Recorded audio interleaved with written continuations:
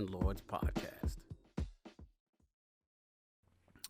Hello everyone, and welcome to another first look video at a game called Dice Legacy. Now, the reason why I am telling you about this game, it is because it is amazing. Alright, so first of all, my name is Pete, also known as Snalydo, here, and this developer by the name of Destiny Bit gave us a key to be able to play this game. Now, in this video, I have some portions sped up because it is a very slow-paced game, or I should say, I play a slow-paced game, not so much the game itself. It's more of me playing, so I ended up speeding up a good portion of it. But the way this works is you start off with 6 dice. You roll the dice, and each dice obviously has 6 sides to it, and each do different things. One is utility, one is a scavenge, or I should say look in an area. One is fighting, one is building, one is I think two of them are the same. So yeah, I think utility and scavenging an area are the same. But anyway, so the point of the matter is that you go through this game and you are rolling your dice to be able to do certain things that are involving the map itself. Oh, the map. First of all, the map is on a curve, which you do not exactly expect, but at the same time, when you get it, it is amazing. It is really, really cool done. There's a fog of war past a certain area. There's so many different aspects of the game that I want to talk about. So I'm going to try to talk about as many of the different aspects of the game while we're here. So first thing, you start off as just 6 lonely peon dice. And what you end up having to do is you end up having to scavenge wood, iron, food, and things like that. Over time, you can start building certain things. For instance, you can build farms, you can build houses, you can build, what is that called? The schools.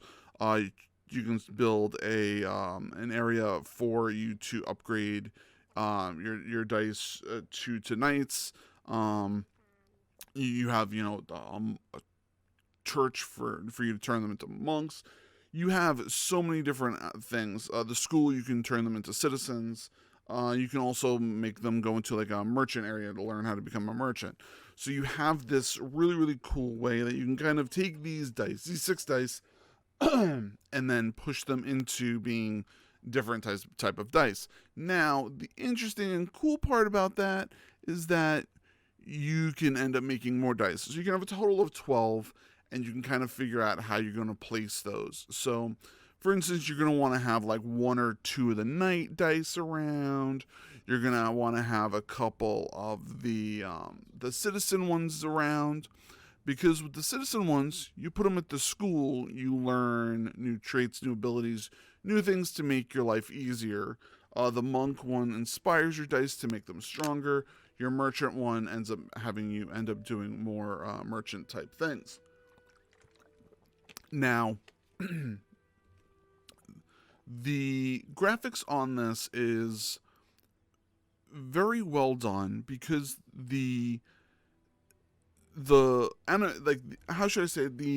animations of things going on in the world are beautifully ended up done. You can see like trees moving and the rustling of the water. You can see all of those amazing things that are put into this game. And then the buildings themselves are built out to be looking beautiful cottages and homes and markets and things like that. Now, I played for many hours, and I still haven't gotten past the first board, which either proves to you all that this is either a very difficult game or I'm just terrible at playing it. But at the same time, I'm getting such a huge amount of enjoyment out of it, and I think that you all will do that too. You all get a huge amount of enjoyment. So when you're going up the up the map, it's fogged out, so you can't really see it. So you have to end up putting more like government buildings down to be able to see more. And over time, you have to kind of learn to take care of your back row in addition to your front row. So you have to kind of go back and forth, and you have to work very quickly in doing that. Now, the interesting part about it is you have the regular seasons. You have your winter, your spring, your summer, and your fall. Now, during the fall time, they tell you, hey, winter's coming. You might want to be able to store some food. So you make sure you take as much wheat as possible, and you end up either getting as much wheat as you possibly can or straight food. The reason why you want the straight wheat is because you can take them to the bakery and you can end up making food that way. So you have all of these little aspects of the game that are going to end up making it so you have little tweaks to the game that you want. For instance, if your knights get injured, or your dice, I should say, in general, get injured, you can end up putting them at the herbalist, or alchemist, I should say, and he'll end up fixing them up. The problem is that you need the herbalist to go find the herbs. So you can either put them next to a bunch of different forests, or you can find specific forests that have herbs in them. Now, if you are mining the wood in those forests, you can deplete the wood and then they're gone, and then you have no option for your herbs, or you can just pray that you find more herbs in the way.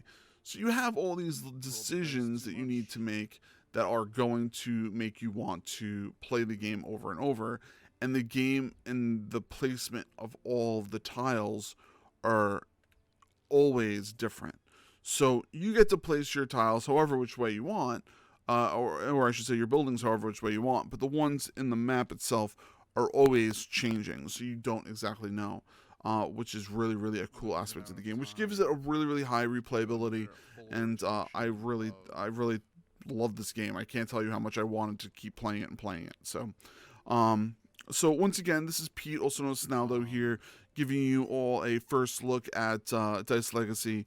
You can go ahead and check the Iron Lords podcast out on Saturday. I'm sorry, not Saturdays, not Sundays.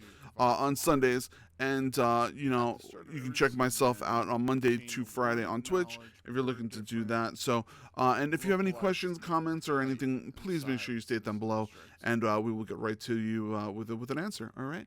Well, thank you very much, and I'm telling you, pick up this game. It is so much fun, and you'll have fun for hours. So, thanks again, everybody. Have a great week. Bye, everybody.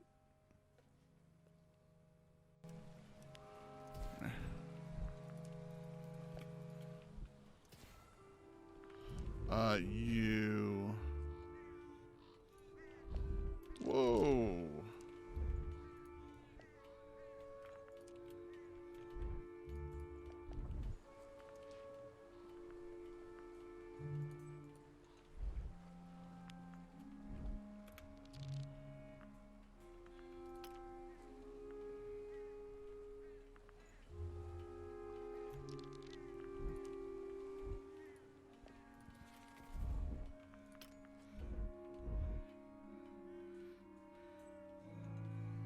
This is this, and then we gotta add 2 gold to it to make it bigger.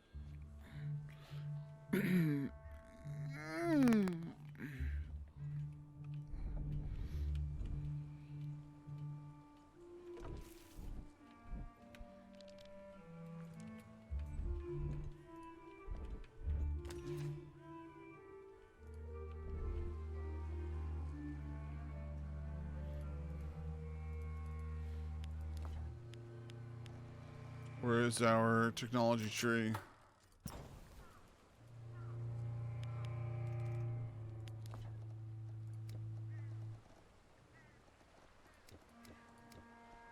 Forgot how to open it up.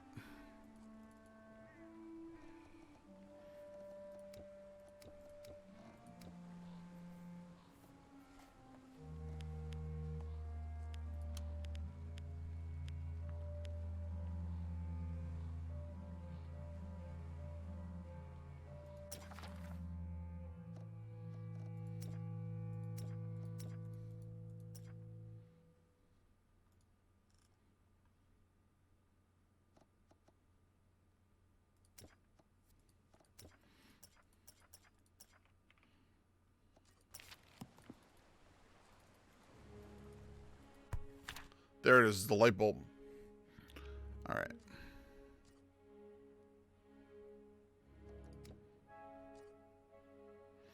Increases wheat produced by the farm by 1.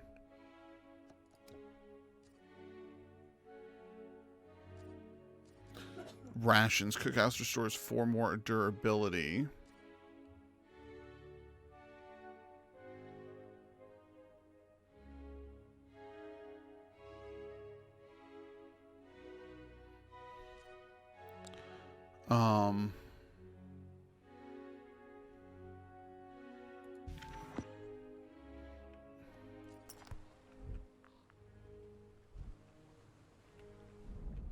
I think that's really good for us, because it'll give us less time for them having to cook, having to eat, and having to do that. So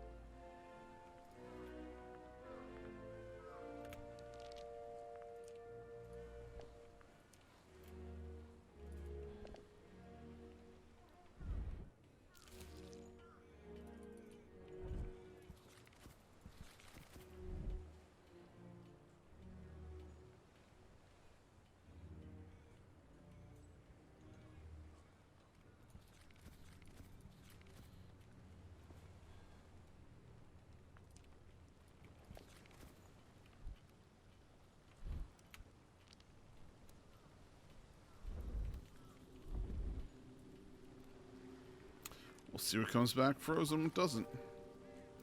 But these dice now are going to be coming back with so much extra.